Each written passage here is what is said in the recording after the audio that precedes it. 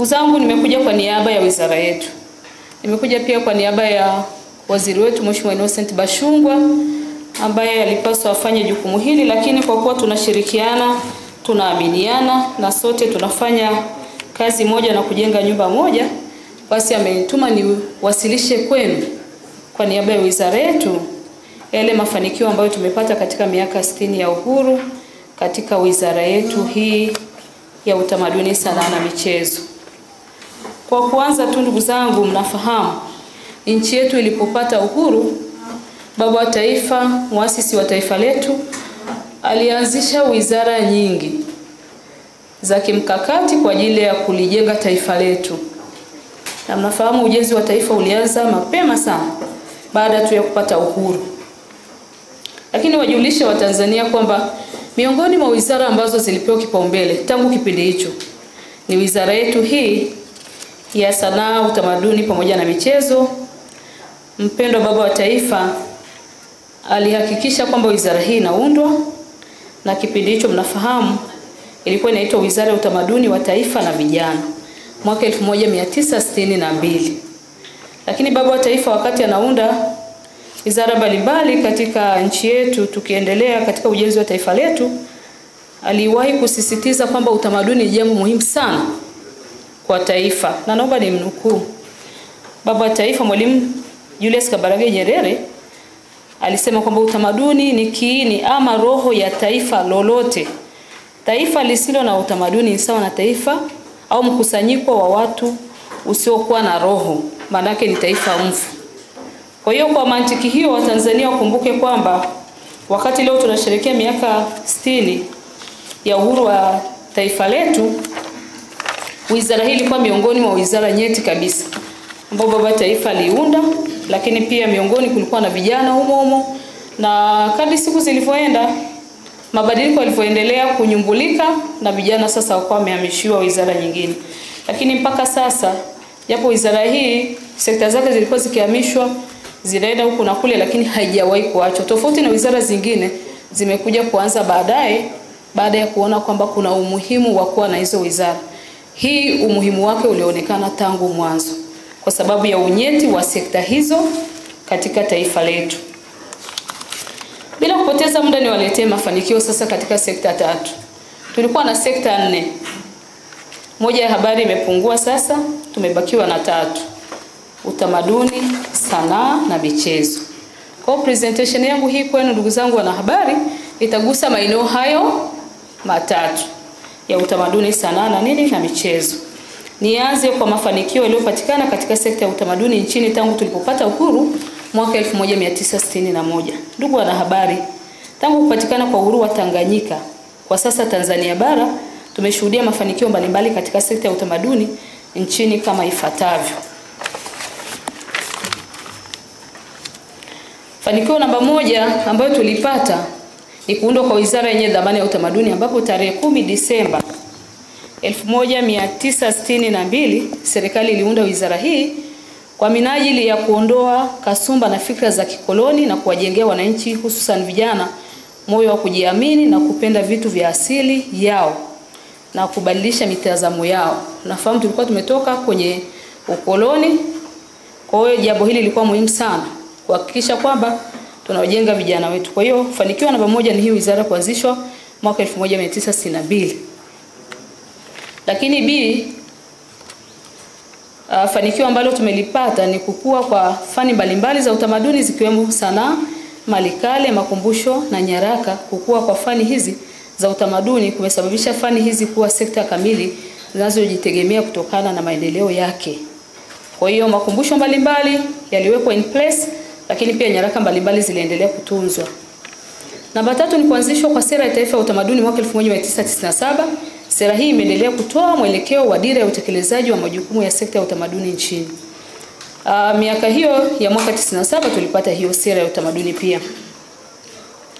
Ni kutungwa kwa sheria, kanuni za taasisi na asasi mbalimbali za kusimamia maendeleo ya sekta ya utamaduni ili kuratibu na kusimamia maendeleo ya utamaduni katika maeneo mahususi. Hii ni pamoja na Baraza la Kiswahili la Taifa. Mnafahamu tuliunda BAKITA 1967 ili uweze kusimamia lugha yetu ya Kiswahili. Bodi ya Filamu Tanzania BFT 1976 Baraza la Sanaa la Taifa BASATA kusimamia wasanii wetu. 1984 na Taasisi ya Sanaa ya Utamaduni Bagamoyo TASUBA 2007. Lakini kulianzishwa kwa mfuko wa utamaduni nchini mwaka 1998, ambao huu mfuko kazi yake ilikuwa ni kuwasaidia vijana wetu wa sanaa, lakini kwa hapa msaada pale ambapo wanahitaji, lakini pia mfuko huu pia uliweza kutoa mikopo ya masharti nafuu kwa wadau wa sekta hizi. Kukua kwa matumizi ya lugha ya Kiswahili ndani na nje ya nchi, hili ni fanikio jingine. Mwaka 2006 Kiswahili kilipitishwa rasmi kuwa lugha rasmi ya Umoja wa Afrika.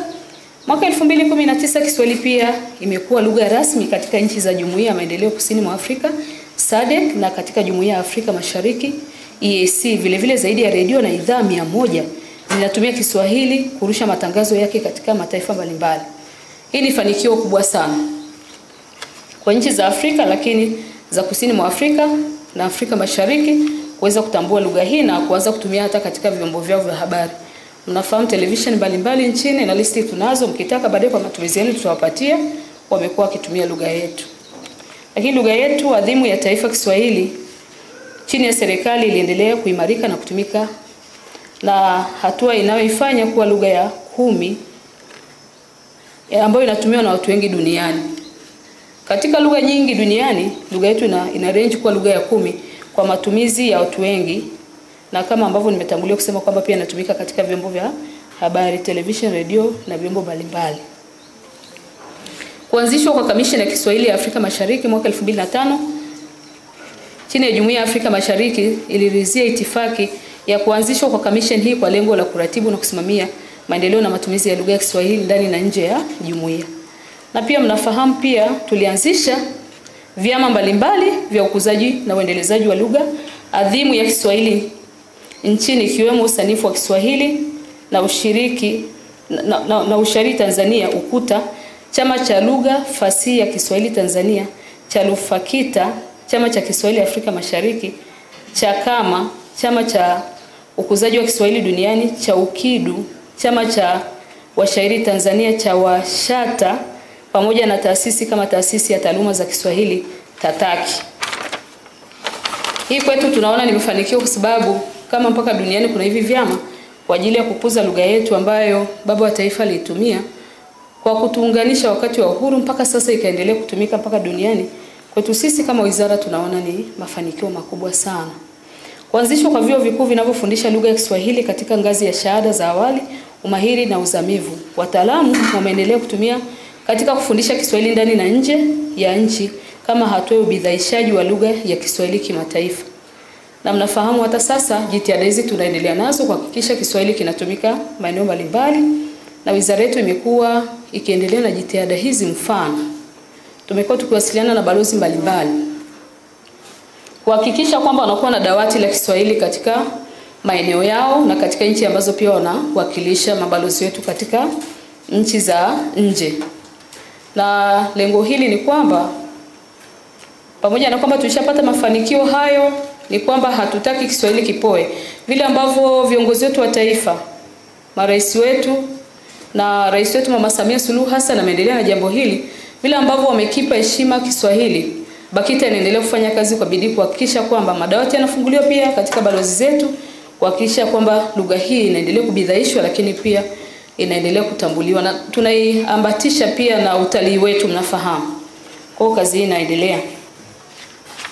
Kuridhiwa kwa mikataba mbalimbali kimataifa na utekelezaji wa majukumu ya sekta ya utamaduni nchini, mathalan mikataba ya shirika la Umoja wa Mataifa wa elimu, sayansi na utamaduni UNESCO mwaka 2011, nchi iliridhia mkataba wa UNESCO wa mwaka 2003 kuhusu kulindwa kwa urithi wa utamaduni usioshikika, na mkataba wa mwaka 2005 kuhusu kukuza na kulinda anuai na kujiendeleza kiutamaduni. Lengo la kuridhia kwa mikataba hii ni kushirikiana na mataifa na mashirika ya kimataifa katika kulinda na kuhifadhi amali za urithi wa utamaduni nchini. Kwa lazima nchi iridhie ili tuendeleze ushirikiano katika maeneo haya, na hususan katika tamaduni zetu na katika lugha yetu. Kuridhiwa kwa mkataba wa ushirikiano katika sekta ya utamaduni cultural cooperation na mataifa mbalimbali. Nchi yetu imeridhia mikataba ya ushirikiano wa nchi mbalimbali duniani ikiwemo Jamhuri ya Watu wa China, Kenya, Burundi, India.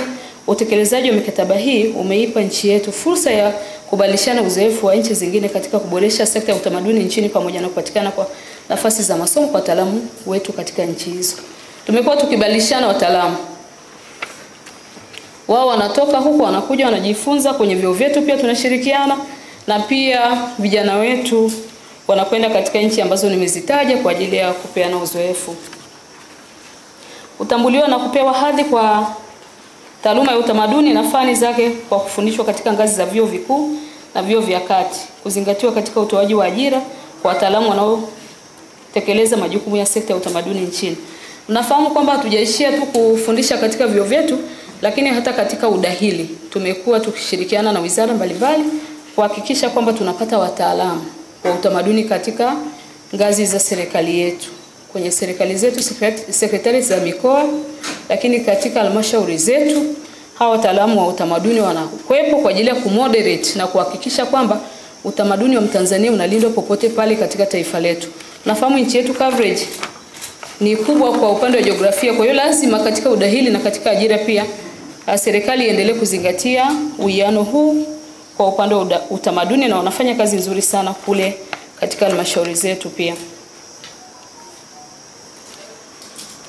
Kufanyika kwa tafiti mbalimbali za utamaduni kutoka matokeo na kuyasambaza kwa umma, kuhifadhi na kutoa machapisho, kutenga na kutambua maeneo ya kimila na kihistoria nchini. Lakini fanikio jingine kwa upande wa utamaduni ni kuanzishwa kwa program maalum ya kuenzi historia ya ukombozi wa nchi yetu. Mwaka 2011 Umoja wa Afrika uliridhia program ya urithi wa ukombozi wa bara la Afrika kutekelezwa nchini. Program hii ina lengo la kutambua, kuhifadhi na kuendeleza urithi wa ukombozi uliotokana na mapambano ya kutafuta uhuru. Aidha, inalenga kuenzi watu walioshiriki katika vita vya ukombozi wa kujenga minara ya kumbukumbu na kuandika upya historia ya ukombozi wa nchi yetu na kurithisha kwa vizazi vya sasa na vijavyo. Uzangu wanahabari, mnakumbuka hii program inaendelea na kazi hii imekuwa ikifanywa sambamba na wizara yetu ikishirikiana na Wizara ya Maliasili. Sisi tunabainisha baada ya kupewa heshima hii kiafrika kwamba Tanzania chini ya Mwalimu Julius Kambarage Nyerere, muasisi wa taifa hili, ilitoa mchango mkubwa sana katika ukombozi wa bara la Afrika. Tumepewa nafasi hii kuandaa hii program na serikali imekuwa ikitupa fedha kila mwaka kuhakikisha hii program inakamilika. Kuna maeneo yalishaainishwa na kazi hii inaendelea pia. Wale ambao tulishirikiana nao kusini mwa Afrika, bara la Afrika katika kwa tafutia uhuru, Mwalimu Nyerere aliplay role kubwa sana, muasisi wa taifa letu. Lakini sasa kupitia programu hii yale maeneo tunaainisha. Walikaa wapi, walikutana wapi, vifaa vilifichwa wapi, walifanya nini. Tukishamaliza na hata maeneo ambayo tumemaliza tumekuwa tukiwapa wenzetu wa maliasili kuendelea kuvitangaza ili wananchi au viongozi wanaotoka katika nchi hizo waweze kupitia, kwamba wasome pia historia nchi zao mpaka hapo walikofika, kwamba kuna wakati baba wa taifa alishirikiana nao na mpaka hizo nchi zikawa huru. Ni program nzuri sana na imekuwa ikifadhiliwa na serikali yetu pia na wenzetu wa Afrika kwa ujumla wanatuunga mkono. Kuanzishwa kwa vituo mbalimbali vya utamaduni cultural centers nchini. Vituo hivi vimeendelea kutumika kwa ajili ya uendeshaji wa shughuli za utamaduni ikiwemo matamasha ya utamaduni ili kuwawezesha wananchi waendelee kujivunia na kusherehekea utamaduni wao pamoja na kuuza kazi za mikono na kiutamaduni cultural handcraft kwa minajili ya kujipatia mapato. Matamasha ya utamaduni yanaendelea katika nchi yetu tukionyesha tamaduni zetu mbalimbali, lakini pia wizara yetu tuna wadau mbalimbali. Mheshimiwa Naibu Spika wetu Dada Dr. Tulia Ackson pia alifanya tamasha la utamaduni, mnafahamu mwaka huu tu. Matamasha haya yanafanyika ili kujikumbusha pia tamaduni zetu. Tumetoka wapi, nyimbo zetu, vyakula vyetu, haya tumekuwa tukiyasimamia tukishirikiana na wadau mbalimbali. Hayo ni mambo machache ambayo nimeweza ku-highlight kwa upande wa utamaduni. Tangu mwaka 61 tunafanya nini mpaka sasa, kitu gani kinaendelea, ambayo ndio masuala ambayo tunasimamia katika wizara hii chini ya Mheshimiwa Waziri wetu Mheshimiwa Innocent Bashungwa na timu nzima ya wizara na wasaidizi wake. Naomba niwaletee sasa mafanikio yaliyopatikana katika sekta ya sanaa nchini tangu tulipopata uhuru mwaka 1961. Ndugu wanahabari, tangu kupatikana kwa uhuru wa Tanganyika kwa sasa Tanzania bara tumeshuhudia mafanikio mbalimbali katika sekta ya sanaa nchini kama ifuatavyo. Kwanza, katika kipindi hiki kumeundwa idara ya maendeleo ya sanaa baada ya muundo mpya wa wizara ya mwaka 2016. Kabla ya hapo idara ilikuwa ni sehemu ndani ya idara ya maendeleo ya utamaduni. Idara ya sanaa ndiyo yenye dhamana ya kusimamia maendeleo ya sekta ya sanaa nchini, ambayo ni pamoja na filamu, muziki, michezo ya kuigiza, ngoma, dansi, sarakasi na kazi za mikono kama vile uchoraji, uchongaji, uhunzi, usukaji, ufumaji, uchonaji na ususi. Kwa hiyo tunajivunia kwamba idara hii ilitambuliwa tangu 2016 na ilianzishwa kuhakikisha kwamba hizi sanaa zinasimamiwa kwa karibu. Ni kuanzishwa kwa Baraza la Sanaa la Taifa BASATA, ambapo mwaka 1984 serikali ilitunga sheria ya Baraza la Sanaa la Taifa namba 23 ambayo ilianzisha Baraza la Sanaa la Taifa BASATA pamoja na majukumu mengine: usajili wasanii, kutoa vibali kwa shughuli za sanaa, kuwatetea wasajiliwa wake, kuwatafutia masoko ya kazi zao na kusimamia uanzishwaji wa mashirikisho ya sanaa nchini. Kuwepo kwa baraza kumeifanya sekta ya sanaa kuwa mahiri hadi kufikia sekta hiyo kuongoza katika ukuaji wa pato la taifa kwa mwaka 2018-2019 kwa 13.7%. Lakini fanikio namba 3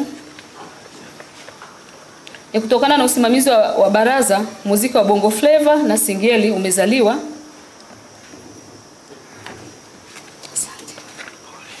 Sanaa za uchongaji za kisasa, modern carvings, zimezalishwa, mfano ujamaa, mawingu, kimbulumbulu, na pia sanaa za michoro kama tingatinga ambazo ni ngeli zinazoitangaza Tanzania kimataifa. Fanikio namba D, pia ni katika kipindi hiki kumeanzishwa taasisi ya Bodi ya Filamu Tanzania TFB, ambapo mwaka 1976 serikali ilianzisha na kuitambua kama Bodi ya Filamu na Michezo ya Kuigiza Tanzania TFB. Ilianzishwa kwa sheria namba 4 ambayo husimamia masuala yote ya filamu na michezo ya kuigiza, usajili wasanii na wadau katika tasnia ya filamu na michezo ya kuigiza na kutoa vibali vya kuendesha shughuli husika. Bodi ya Filamu imewezesha kuzaliwa kwa ngeli ya Bongo Movie ambayo tunaitumia sasa, ni maarufu Afrika na duniani kote. Lakini fanikio namba hii, chini ya Bodi ya Filamu, waziri mwenye dhamana na sanaa nchini alianzisha kamati ya kutetea haki za wasanii, ambapo familia za wasanii kama marehemu Steven Kanumba na marehemu King Majuto wamenufaika pia na kamati, kuhakikisha kwamba pale ambako stahiki zao wanatakiwa wapewe, basi kamati hii inasimamia chini ya Bodi ya Filamu. Vile vile kuanzishwa kwa taasisi ya kimiliki Tanzania KOSOTA, ambayo sote tunafahamu ilianzishwa mwaka 1999 kwa sheria ya kimiliki na kishiriki namba 7, ambapo pamoja na mambo mengine huwalinda na kuwatetea ubunifu dhidi ya matendo ya uharamia na kusaidia kusanya mirabaha itokanayo na matumizi ya kazi zao. Lakini fanikio jingine namba G, kupitia KOSOTA Tanzania huunganishwa na mataifa mengine katika ulinzi wa masuala ya kimiliki na kishiriki kupitia mikataba ya pamoja, bilateral agreements, baina ya mataifa. Mabadiliko katika sayansi na teknolojia yamefanyika, ulinzi katika matumizi ya kazi za sanaa kuwa ngumu. Serikali imeendelea kuongeza adhabu katika makosa, kuanzisha mifumo ya kidigitali na kupanua mawanda ya wanufaika, hasa kupitia written rights na usimamizi wa mikataba ya wasanii. Nafahamu KOSOTA inafanya kazi hii na imekuwa ikikutana mara kwa mara na wasanii wetu kuhakikisha haki zao zinalindwa, lakini pia worldwide tunashirikiana, na pia sisi ni wanachama wa ARIPO ambako kiafrika pia tunasaidiana. Hili ni fanikio kwamba wenzetu let's say wa Zimbabwe au South Africa wanapokuwa wamepiga miziki ya watu wetu, basi na wanatukusanyia hayo makusanyo, tunagawana pia, na sisi huku tunakusanya, tunapeana. Haya yote ni kwa sababu tumeamua kulinda haki za wasanii wetu pamoja. Fanikio namba H ni fanikio jingine kubwa, ni uanzishaji wa taasisi ya sanaa ya utamaduni Bagamoyo, yani TASUBA, tunaifahamu sote, ambayo ni kituo kilichotukuka Afrika Mashariki, East Africa Center for Excellence, katika mafunzo ya sanaa na utamaduni. Historia ya chuo cha sanaa Bagamoyo ilianzia mnamo mwaka 1962. Kwa maana tunazungumza tangu 61 mpaka sasa, lakini tunashukuru pia taasisi yetu hii ipo na bado inafanya kazi, ambapo kwa mara ya kwanza katika historia ya Tanganyika iliundwa Wizara ya Vijana na Utamaduni. Baada ya kuonekana kuna uhitaji mkubwa wa kuwa na mafunzo rasmi ya mambo ya sanaa, mwaka 1972 serikali ilianzisha chuo cha sanaa Bagamoyo BCA. Mwishoni wa mwaka 2005 uamuzi ulifanywa na iliyokuwa Wizara ya Elimu na Utamaduni kwamba chuo cha sanaa Bagamoyo kibadilishwe kuwa wakala wa serikali chini ya mpango wa mabadiliko ya sekta ya umma. Kutokana na hivyo taasisi ya sanaa na utamaduni Bagamoyo ilianzishwa Novemba 2007 kwa tangazo namba 220 iliyochapishwa kwenye gazeti la serikali kwa mujibu wa sheria ya wakala wa serikali namba 30 ya mwaka 1997. Taasisi hii ya TASUBA imefanikiwa kuelimisha wasanii muhimu hapa nchini ambao sio tu wanaendelea na shughuli zao kwa ufanisi, bali pia kitaaluma katika eneo lao la sanaa. Mifano hai ya wasanii waliotokana na chuo hiki ni pamoja na Mrisho Mpoto na mwanazuoni Profesa Froin Ponyoni. Hawa pia wamepita huku na wengine wengi. Manake ukiona TASUBA wanadahili wanafunzi, lakini pia hata kazi zao tunaziona huku nje wakiwa wanafanya vizuri baada ya kuhitimu masomo yao katika eneo hilo.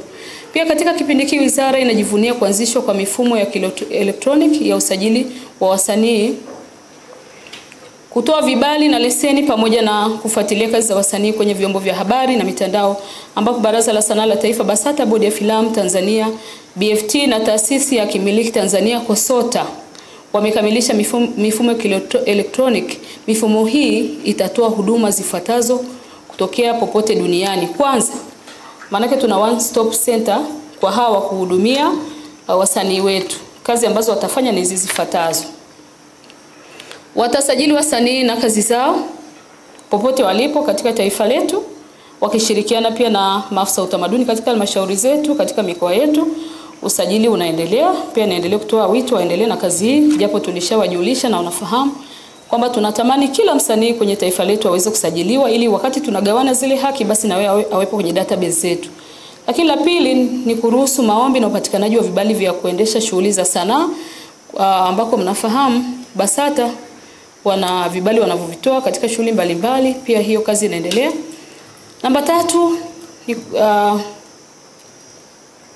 ni kuomba pia leseni za matumizi ya kazi za sanaa, wanawapatia pale ambako watu wetu wanakuwa wameomba, lakini kubainisha kazi za wasanii zinavyotumika katika maeneo mbalimbali ya jamii lazima wazibainishe pia, na kwa kuwa wanasajili pia hata kama kuna conflict of interest inatokea kupitia muunganiko wa vyombo vyetu hivi vitatu wanasolve.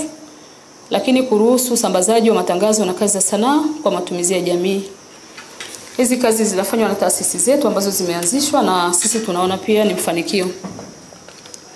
Mifumo hii inarahisisha maisha hasa kwa vijana ambao ni wadau wakuu wa sanaa, burudani na utamaduni, kwa kuwapunguzia kadhia ya kufuata huduma Dar es Salaam na hivyo kupunguza gharama za kujiajiri katika sekta. Kwetu sisi ni fanikio, sababu kabla ilikuwa ni usafiri mpaka Dar es Salaam ukasajili nyimbo zako na ukasajili mambo yako ambayo unataka pia tukutambue kama serikali. Lakini kwa sasa kupitia mfumo unasajili popote kwenye halmashauri, na maafisa utamaduni wetu wamekuwa wakirahisisha hili kuwasaidia vijana wetu. Lakini kurasimisha maeneo ya kuonyesha kazi za sanaa nchini, ambapo kwa sasa takriban maeneo 1400 yamerasimishwa. Taasisi hizi pia zina kazi hizo.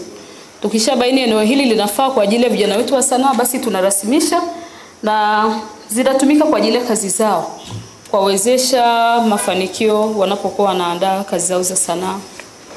Kuimarisha usajili wa kazi za ubunifu zikiwemo za maandishi, filamu na muziki.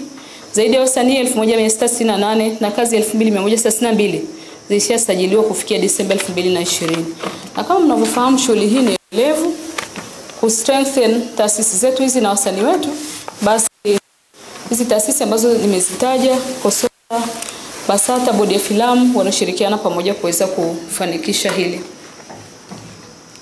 Jambo hili pia limetuletea sasa ongezeko la ajira kupitia sekta ya sanaa nchini, ambako kufikia Novemba 2017 zaidi ya watu milioni 5.5 walikuwa wamejiajiri kwenye sekta zetu hizi za sanaa. Ndugu zangu, niwaletee mafanikio yaliyopatikana katika sekta ya michezo nchini tangu tulipopata uhuru mwaka 1961. Ndugu wanahabari, tangu kupatikana kwa uhuru wa Tanganyika kwa sasa Tanzania bara tumeshuhudia mafanikio mbalimbali michezo nchini kama ifuatavyo. Kwanza, kwa upande wa sekta ya michezo, Tanzania imefanikiwa kupata jumla ya medali 16 katika michezo mikubwa kabisa duniani, ambapo ni ya Olympic 2, Jumuiya ya Madola 7 na michezo ya bara la Afrika 7, na kwamba timu zetu zimeshiriki katika michezo hii mikubwa bila kukosa tangu tupate uhuru wetu. Tuna michezo mingi na tumekuwa na timu nyingi zinashiriki, lakini ambazo zimetuletea ushindi kwa maeneo mbalimbali ndio hizo ambazo tunazitaja. Tanzania imefanikiwa kuwa na wachezaji wakubwa katika nchi mbalimbali tangu uhuru. Kwa sasa ina jumla ya wachezaji 54. Ipo katika mbalimbali ambapo 28 ni wachezaji wa mpira wa miguu, 16 ni mpira wa kikapu, 4 mpira wa wavu, 2 kabadi, 2 netball, 1 kuogelea na 1 mchezo wa volleyball. Tanzania imeshinda vikombe mbalimbali katika ya kimataifa tangu kupata uhuru wake, ambako kwa upande wa mpira wa miguu kwa wanawake Tanzania imechukua vikombe 5 katika mashindano mbalimbali kimataifa, ikiwa ni pamoja na COSAFA, East Africa, SEKAFA. Aidha, kwa upande wa mpira wa miguu kwa wanawake timu zetu zimefuzu kushiriki kwenye mashindano mbalimbali, ambapo Taifa Stars zimefuzu mara 2 kushiriki finali za kombe la Afrika AFCON 1980 na 2019 na zile finali za mashindano ya wachezaji wa ndani chain mara 2. Na mnafahamu kwa namna ya pekee Mheshimiwa Rais wetu amekuwa akituunga mkono Mama Samia Suluhu Hassan, Rais wa Jamhuri ya Muungano wa Tanzania, na mnakumbuka hata alivyowapatia vijana wetu wa kike wanaocheza mpira wa miguu viwanja. Mheshimiwa Rais tunamshukuru kwa kweli. Ametutia moyo sana katika wizara hii, lakini amekuwa akitoa support kubwa sana kwenye sekta hii ya michezo. Na manake mnaona tunavyofanya vizuri. Lakini pia Taifa Stars tunaendelea kuombea hata katika michezo ambayo inaendelea. We hope so kwamba iko siku na wao watafika finali kwa dunia pia. Lakini timu ya golf wanawake ilichukua ushindi wa bara la Afrika mwaka 2018. Timu zetu za cricket chini ya umri wa miaka 19 na timu ya wanawake kushika nafasi za 3 katika bara la Afrika mwaka 2021. Wenzetu wa golf pia wanafanya vizuri sana. Yani tuna michezo mingi kwenye nchi yetu, vipaji tunavyo vya kutosha. So mpira tu wa miguu. Tuna michezo zaidi ya 78 nchi hii watu wanacheza, na wengi wao wanashinda kwenye mashindano wanapotoka nje ya nchi, Afrika Mashariki, Afrika Kusini mwa Afrika na hata kiafrika. Vipaji ni vingi na katika sekta hii wamekuwa wakijitokeza kwa kweli na wengi wanatuletea ushindi. Wanawake hawakuwa washiriki katika baadhi ya michezo kabla ya uhuru, lakini sasa kumekuwa na ongezeko kubwa kushiriki katika michezo, mathalan mpira wa miguu. Hili jambo kwetu sisi tunaona ni fanikio. Na so fanikio tu, lakini pia tunaona tuna ushindi mkubwa kupitia mpira wa miguu kwa wanawake kama nilivyotangulia kusema, ambapo sasa ligi ya michezo huo imeanzishwa na timu za taifa za michezo huo zimeundwa.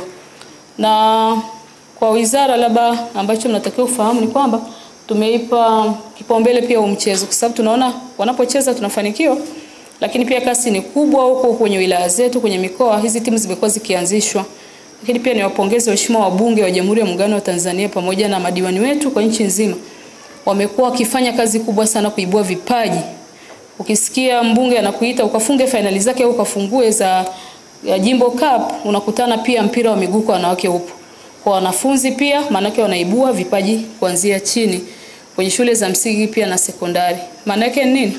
Wizara itaendelea kupata mafanikio katika eneo hili na tumeshaona. Tunaipa kipaumbele kama wizara na tunaendelea kushirikiana nao ili mwisho wa siku basi wafike mbali ya watoto wetu wa kike. Ni kifanikio kwetu wanawake kujitokeza. Kwa sababu pia ule mpira unahitaji sacrifice, na mwanamama anayekimbizana kucheza pale dakika 90 huko ananyonyesha pia. Tunawapongeza wanawake wa Kitanzania, kwa kweli wanafanya kazi kubwa sana. Wataalamu wa michezo wameongezeka na wameendelea kuongezeka kwa udahili katika vyuo vinavyofundisha fani ya michezo, ikiwa ni pamoja na chuo cha maendeleo ya Malia, chuo kikuu cha Dar es Salaam. Malia kilidahili wanafunzi 40 mwaka 2013 hadi kufikia mwaka 2020 kinadahili wanafunzi 137. Aidha, chuo kikuu cha Dar es Salaam kilidahili wanafunzi 14 mwaka 1997 hadi kufikia mwaka 2020 kimedahili wanafunzi 105 kwa upande wa wataalamu wa michezo. Kwa hiyo tunaenda vizuri. Sio kwamba tu tuna strengthen au kuimarisha wana michezo huko, lakini pia wizara yetu imeendelea kuhakikisha wataalamu wanapatikana kupitia chuo chetu cha Malia cha michezo ambacho kiko Mwanza, mnafahamu, lakini pia vyuo vingine wamekuwa wakitoa kozi hizi. Kwa upande wa mabondia pia kumekuwa na mafanikio makubwa ambapo mabondia wetu wameshinda katika mapambano mbalimbali ya kujinyakulia ubingwa wa bara la Afrika na mabara mengine duniani. Baadhi ya mabondia hao ni pamoja na Hassan Mwakinyo ambaye ni bingwa wa uzito wa featherweight, Bruno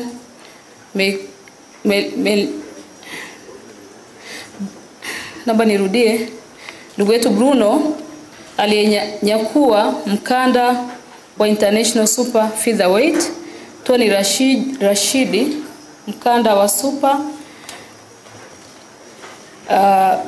Bantam, Abdalla Shabani mkanda wa Asia Pacific Superweight na Middleweight, na Salim Jengo World Super Featherweight. Kwa upande wa ngumi pia tunafanya vizuri. Aidha, ili kuimarisha mchezo wa ngumi kuwa za kulipwa zaidi, kamisheni ya ngumi ilianzishwa mwaka 2019 ambapo sasa maslahi na mikataba ya wanamasumbwi inalindwa kikamilifu. Kwenye michezo ya walemavu pia hawakuwa nyuma katika wizara yetu. Kwenye michezo ya walemavu, Tanzania ilishiriki katika mashindano mbalimbali ya kimataifa. Mathalan, mwaka 2015 ilishiriki katika mashindano ya Special Olympic yaliyofanyika Los Angeles, Marekani. Pia kwenye michezo wa riadha, Tanzania ilifanikiwa kupata jumla ya medali 10, 3 dhahabu, 4 fedha, lakini 3 shaba. Mwaka 2019 Tanzania imeshiriki mashindano ya Special Olympic yaliyofanyika Abu Dhabi, na Tanzania kupata jumla ya medali 16 katika mashindano ya riadha, 12 dhahabu, 1 fedha na 2 shaba. Mwaka 2020 Tanzania imeshiriki Special Olympic iliyofanyika Misri, na Tanzania kupata medali 11, dhahabu 6, fedha 3 na shaba 3. Timu ya mpira wa miguu kwa watu wenye ulemavu kwa mara ya kwanza walishiriki mashindano ya bara la Afrika kwa michezo hiyo na kushika nafasi ya 4, na mnafahamu sasa hivi wana hosti mashindano makubwa kwa Afrika ambayo yanaendelea Dar es Salaam.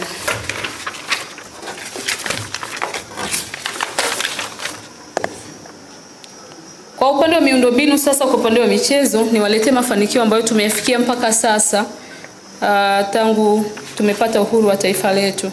Kwa upande wa miundombinu ya michezo, Tanzania imepiga hatua kubwa ambapo viwanja vya michezo mbalimbali vimeboreshwa na kujengwa na serikali pamoja na wadau wa michezo, ikiwa ni pamoja na uwanja wa Benjamin Mkapa uliogharimu shilingi bilioni 56.4, kituo cha michezo cha JK Park, Majaliwa Stadium, Ruangwa, Azam Complex, Black Rhino, Karatu, Garinaro Complex, Kilimanjaro Golf Club na Lugalo Golf Club kwa uchache. Nafahamu viwanja ni vingi hata kwenye mikoa yetu, kwenye halmashauri zetu, lakini pia tunafahamu jitihada kubwa ambazo zimefanywa na Chama cha Mapinduzi kuanzisha miundombinu. Chama cha Mapinduzi CCM ndio chama ambacho kimetupatia uhuru, lakini pia hawakurudi nyuma kwa upande wa miundombinu. Viwanja vingi pia tunavyotumia kwenye mikoa ni vyao, na tunawapongeza kwa kuwa pia chama kimekuwa kikiendelea kukarabati kishirikiana na wizara yetu, hivyo viwanja viweze kutumika, na wamekuwa wakiwapatia wananchi waweze kushiriki katika michezo. Kwa miundombinu ni mingi, pia halmashauri zetu pia wana viwanja, mnafahamu kuna halmashauri zinamiliki viwanja, lakini pia shule zetu za msingi na sekondari wana miliki miundombinu kwa ajili ya michezo mbalimbali. Viwanja vya Uhuru, Nyamagana na Kaitaba kuwekwa nyasi bandia kwetu pia ni fanikio. kuboreshwa kwa uwanja wa ndani wa Taifa pamoja na kuwekwa kwa taa kwa viwanja vya Jamhuri hapa Dodoma. Mnafahamu viwanja vya Majaliwa Stadium. Katika mwaka wa fedha mwaka 2021-22 serikali imetenga kiasi cha shilingi bilioni 10.5 kwa ajili ya ujenzi wa vituo vya michezo katika mikoa ya Dar es Salaam, Geita, lakini pia Dodoma Sport Recreation Centers na Leisure Centers, ambako tunategemea pia utekelezaji huo utaanza. Tumshukuru Mheshimiwa Rais Mama Samia Suluhu Hassan kukaa pia na wizara yetu kutuita, na tumemonyesha tayari ile michoro katika uwanja wa Dodoma ambao utakuwa uwanja mkubwa sana, ambao thamani yake ni zaidi ya bilioni 400, na kimsingi sasa hatua zinaendelea kuhakikisha fedha zinapatikana ili ujenzi uanze, ikiwa inaenda sambamba na huu wa Geita na Dar es Salaam. Kwa hiyo miundombinu inaendelea kujengwa. Kwetu sisi tunaona ni mafanikio pia hata kutenga fedha kwa ajili ya budget kwa miundombinu hasa ya kitaifa, ili nchi yetu inapozidi kukua pia na kutambulika kimataifa, basi hata michezo na mashindano mbalimbali yaweze kufanyika. Jitihada hizi zimefanywa na Mheshimiwa Rais wetu Mama Samia Suluhu Hassan kuona kwamba hatupoi pia upande wa michezo. Ndio maana mnaona katika bajeti hii tumetengewa zaidi ya bilioni 10.5 kwa ajili ya kutekeleza miundombinu hii ambayo tunatamani ijengwe. Jingine ni kuanzishwa na kuongezeka kwa vituo vya kuibua, kukuza na kuendeleza vipaji vya vijana katika michezo Sports Centers Academy, ambapo mpaka sasa kuna vituo 136 vilivyosajiliwa hapa nchini. Mfano kwa uchache ni pamoja na Alliance Academy, Azam Soccer Academy, Fountain Gate Academy ambao pia wako Dar es Salaam na Dodoma pia, na wanajitahidi sana pia na academy zingine. Aidha kupitia miradi kwa maendeleo wa FIFA, TFF inaendelea na ukamilishaji wa vituo vikubwa viwili katika mikoa ya Tanga na Dar es Salaam Kigamboni.